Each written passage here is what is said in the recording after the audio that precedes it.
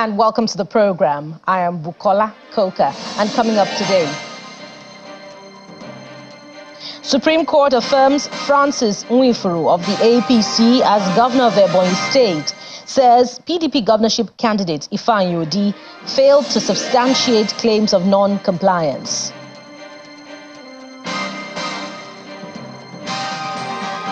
And in the other judgment concerning the Southeast, Supreme Court also affirms the election of Labour Party candidate Dr. Alex Otti as governor of Abia State.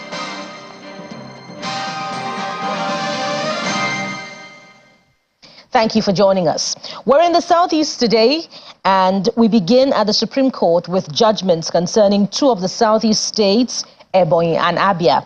It's a sigh of relief for Governor Francis Nwifuru after a 5-member panel of the court affirmed his victory.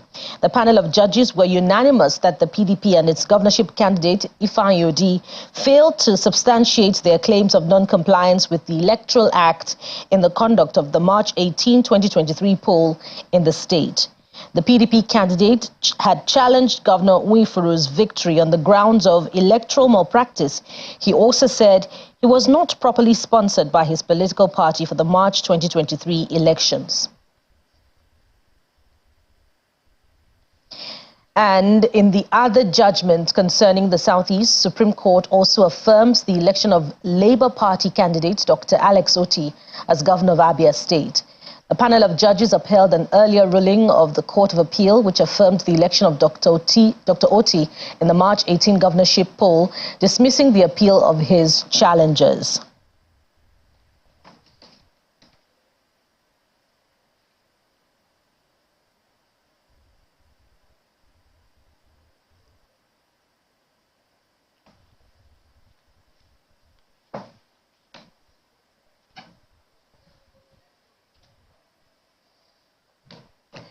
Well, we'll take reactions from the Supreme Court in a moment, but let's let you know that the Ebonyi State Governor is on his way back to Abakaliki following victory at the Supreme Court. But we have joining us from Abakaliki the State Commissioner for Information, Mr. John Okpo.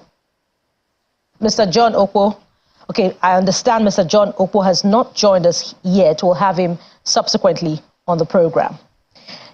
In the Southeast still, the Abia State Governor, Alex Otti, says he would create an enabling environment to enhance business growth that would convert Abia youth from the job-seeking to job and wealth creators. The governor stated this at the state's Ministry of Agriculture in Umuahia during the distribution of information and communication technology equipment to 1,000 beneficiaries to boost their businesses. Meanwhile, some of the residents who spoke with our correspondents on their expectations in the new year and on the 2024 appropriation bill recently signed by the governor said they looked forward to better conditions of living in the new year. It is a budget that would spur investments into the state, both foreign and local, attract businesses, the small, the medium, the large-scale businesses, and secure the state.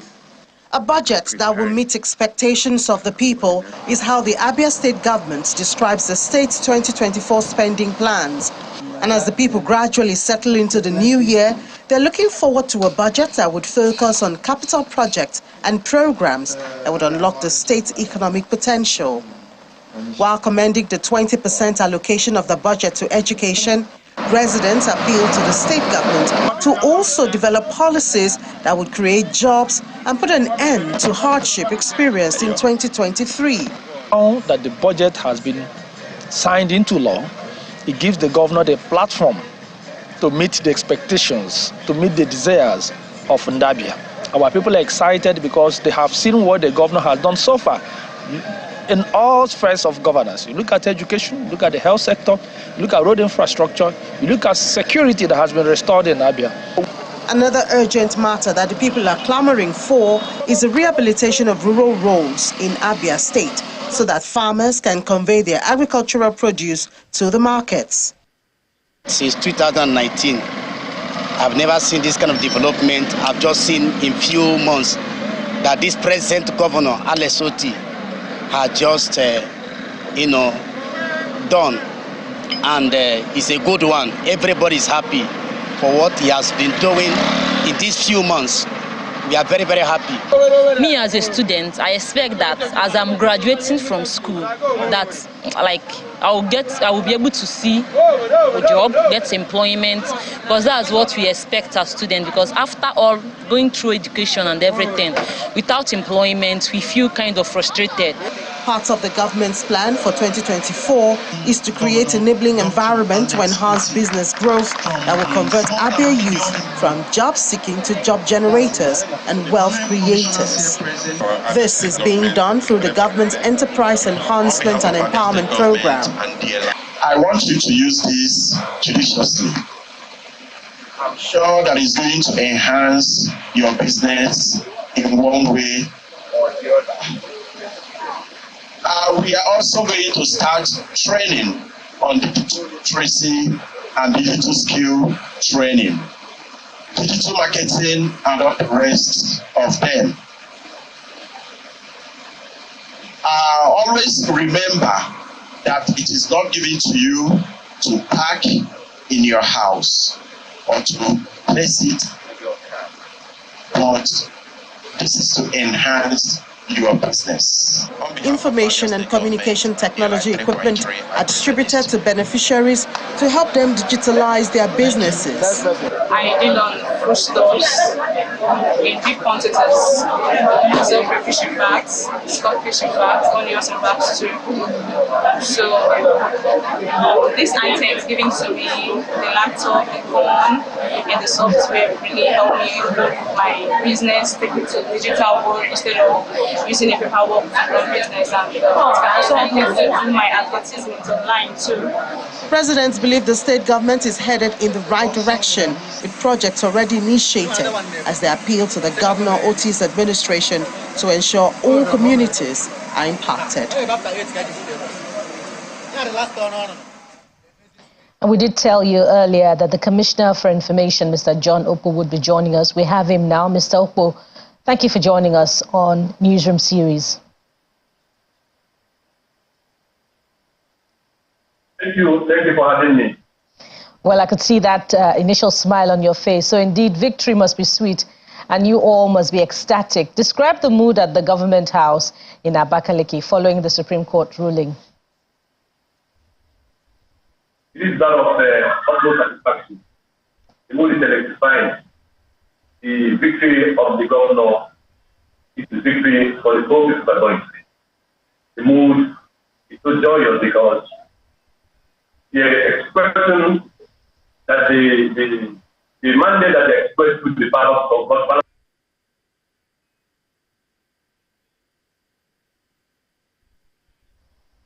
Now that the governor's election petition has been determined in his favor by the Apex Court, tell us, will the governor be extending a hand of fellowship to opposition parties in the state, also his former political party?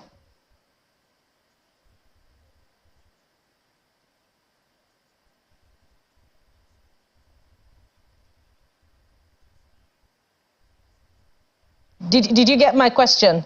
And it seems there was a temporary loss of audio there, and it seems that we'll also have challenges even with the picture through to Mr. Jude Okpo. Pardon the initial mistake. We'll try to have Mr. Jude Okpo back on the program. But there's more. Ahead of the January 15 swearing-in ceremony of the Imo State Governor, Hope Uzodimma, for a second term in office, the state government says preparations are in top gear to host dignitaries from all walks of life who will grace the occasion, as measures have also been put in place to ensure adequate security of life and property during the period.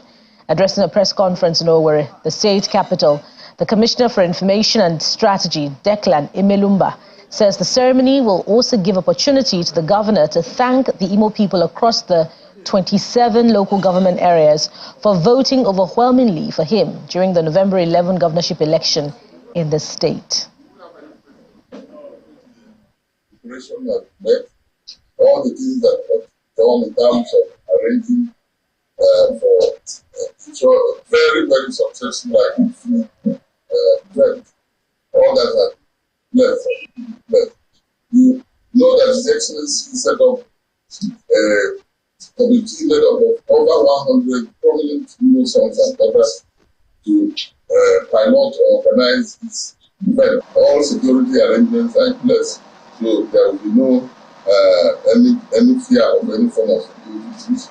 We expect that because of the way the people from the rural areas, from the different local governments have expressed their willingness to attend the program, we're expecting that the crowd will overflow.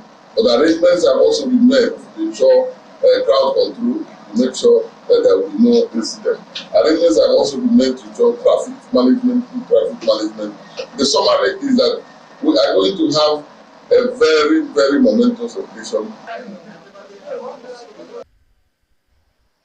And ahead of the 2024 Armed Forces Remembrance Day celebration on January the 15th, the Chief of Army Staff, Lieutenant General Taoreed Lagbaja, says the federal government has ordered the payment of the backlog of the unpaid group life assurance benefits accumulated since 2011 to families of fallen heroes in the Nigerian Army. The Chief of Army Staff disclosed this while addressing troops of the 34 Artillery Brigade, Obinze, during his working visits to Imo State.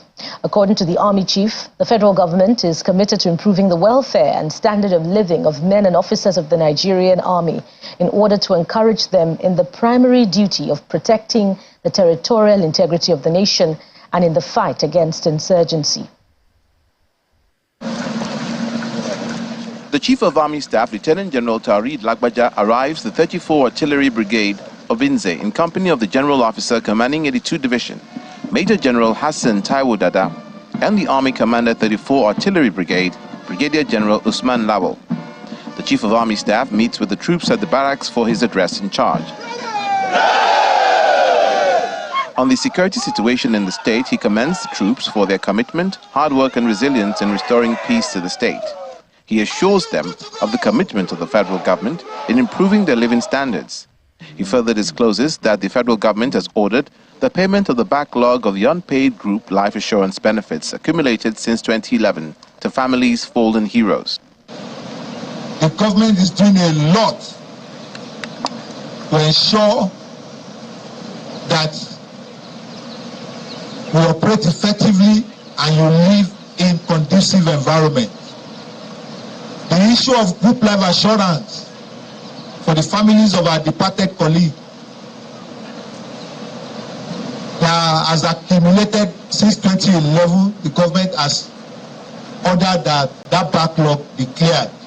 Afterwards, the Chief of Army Staff and his team pays a courtesy visit to the Imo State Governor, Senator Hope Uzodinma, at the Government House, where he also pledges to expand the frontier of stability and peace presently enjoyed in the state. I can attest to the fact that the security situation has improved significantly, and this has been achieved largely due to the support of the government and the good people of Imo State to the military and other security agencies. So I want to appreciate you, Your Excellency.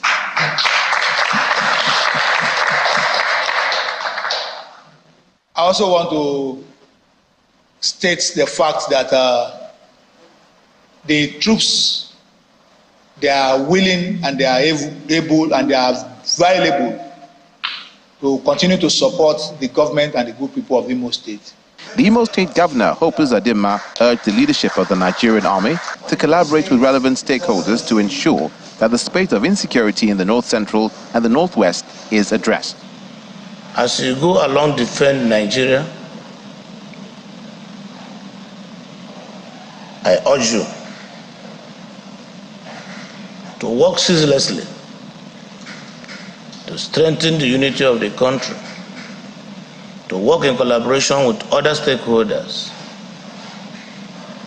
to ensure that the current spate of insecurity and violence trending in the North Central, in the Northwest, is also addressed the way you address that of the Southeast. The governor is full of hope that the visit of the Chief of Army Staff to Imo State will be a big boost to the morale of troops and residents in the state in their fight against criminality. Welcome back, and we're staying with the Supreme Court verdict on election petitions in the Southeast. We had joining us earlier the Commissioner for Information in Ebonyi State, Mr. Jude Okpo. He's back now, and we hope that the network is pleasant this time around. I was asking you earlier if the government will be extending an olive branch to other political parties following this election victory. Yes, like I always maintain, the government has always maintained through the tribunal, appellate court, and now the appellate court. Always maintain that the victory is for the victory of the vote for Ebonyi. And we also believe strongly that our brothers who express, their views through the legal means, did the correct thing, and it is their inalienable right. And now that the courts have laid it to rest, the government of Ebonyi State is an extended area in the hand of the olive branch to them, because the development of the Ebonyi State is the ultimate target of the government. And anybody who will offer useful contribution in that direction is welcome. So we are the greatest beneficiaries. I mean, the state of Ebonyi. So being Ebonyi and themselves, they are also welcome. And now that the governor is settling down more comfortably now into the business of governance, what areas of infrastructure will he be prioritizing in the 2024 budget? Yes, as captured in the 2024 budget, the 4 key areas is the area of education, health, infrastructure, and human capital development. And these areas, in the past 7 months, have received His Excellency, attention. Really, that in Ebonyi State today, Ebonyi have never had it. In infrastructure, a lot of roads have been constructed in the state capital and in the hinterland to ensure free flow of farm produce and more than agrarian, in the country, across the state. And most of them is at different stages of completion. So let me also talk about education. Education has very great challenge before the coming of the government. And when he came in, he stepped in to arrest some of the shortcomings, the challenges that was facing, particularly in the state-owned university. A whole huge amount of money was released to offset backlogs of salaries that was being owed workers in the university. And going forward in 2024, as captured in the budget, we are stepping down intervention in the primary and secondary schools. The state government has great advantage, in their plan to construct model secondary schools free in each level government, both in primary and secondary schools. And the state, Department of Education Board has received approval from the governor to commence training of teachers at all levels. In terms of health, the Excellency has already approved the recruitment of new health workers. And that process has been concluded.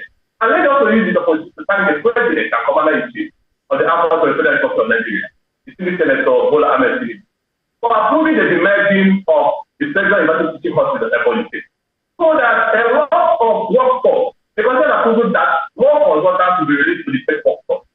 And there is something the government did that is very peculiar. A lot of health workers are always very skeptical before steps to the hinterland, to man the primary health care center. Ebonyi have several hospitals that the state has spent over 11 billion naira to import, medical equipment. Scans and MRI.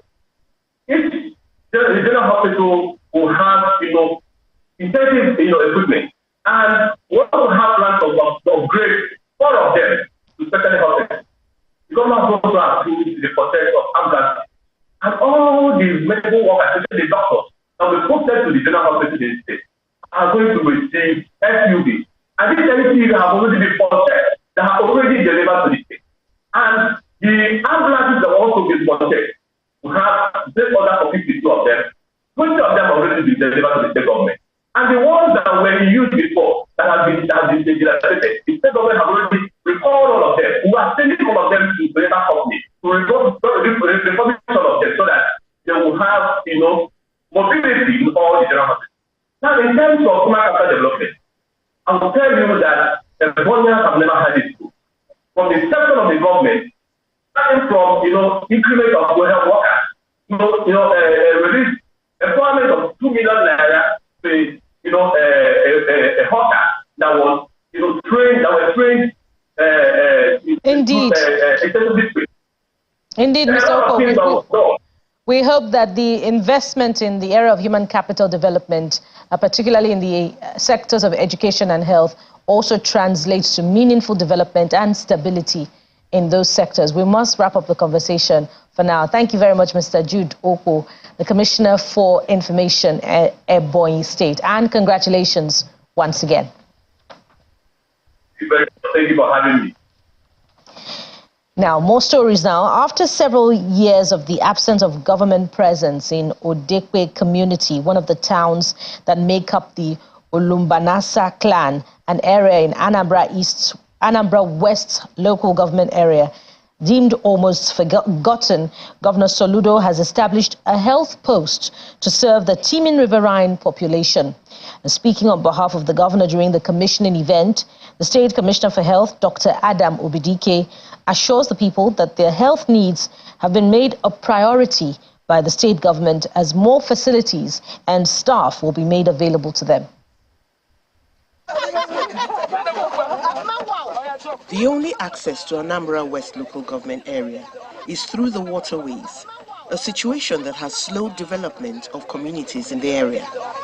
They have no roads, no schools, no hospitals, as the residents complain of being completely abandoned.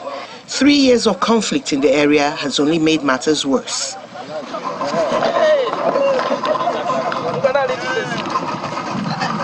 Backed by Governor Chukwuma Soludo's policy of leaving no one behind, the people cried out, seeking urgent government intervention. And their cries were heard, as Governor Soludo broke the jinx by being the first governor to visit Olubanasa since the creation of Anambra State. Apart from journeying to the island with a boat, he rode the tricycle, popularly called keke, as well as the commercial motorcycle called Okada.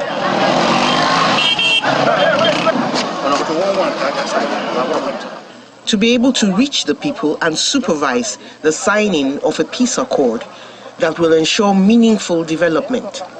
After a few weeks, the peace accord was signed. The governor swung into action in the area of healthcare, being one of the demands of the people. The local government transition committee chairman embarked on the task of reconstructing the dilapidated Odekwe health post and brings the state officials for the commissioning. It will interest you to know that these communities have been living without medical facilities since 2012. The one that was here was actually devastated by the last 2012 flood. That was about 12 years ago.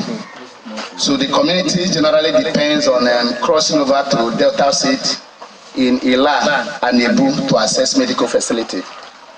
So today is a very happy moment.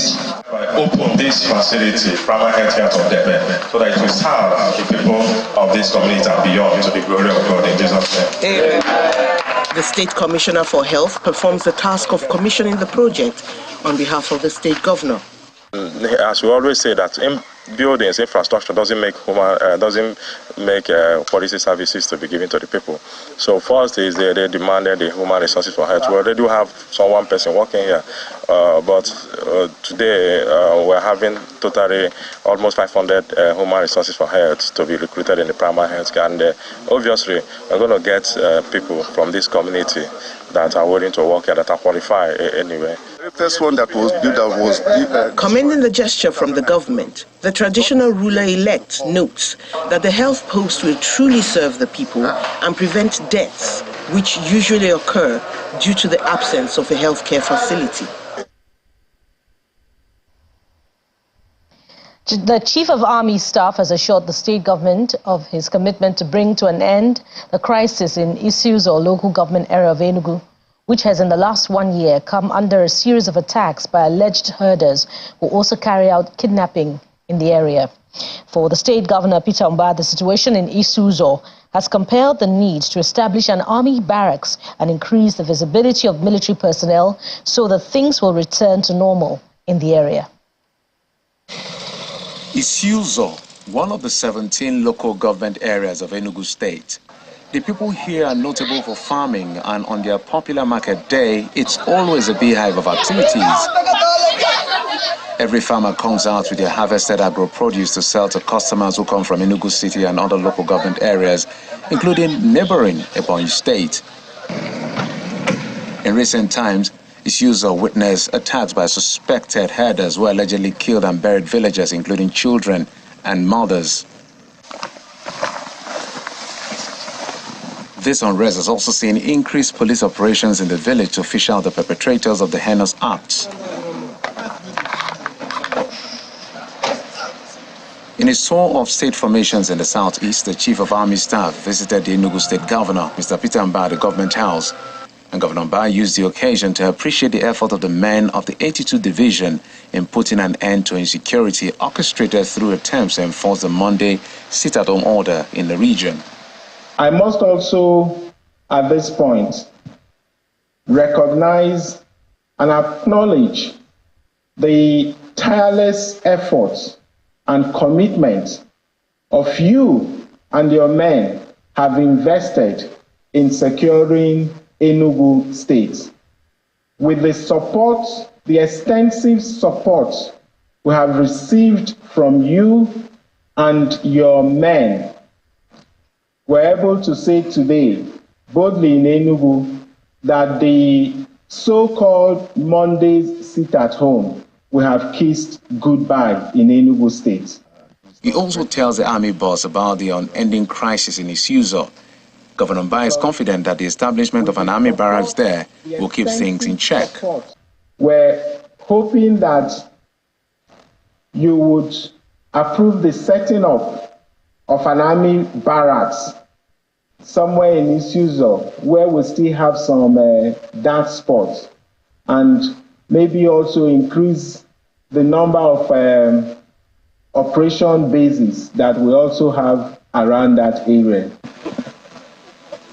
Lieutenant General Tari Lagbaja assured the governor that he will do whatever it takes to restore peace in the area. The army headquarters will address all issues raised, including having boots on the ground in Isuzo, with the desire to rid the area of criminal elements and ensure that economic activities thrive in that general area. He commended the state government and residents of being good partners in the fight against insecurity, promising once again that the army will do everything in its power to ensure peace and stability prevail for law-abiding citizens. And that's it on the program for today, and indeed the entire week. Join us again, same time next week for another round of editions. I am Bukola Koka. Bye for now.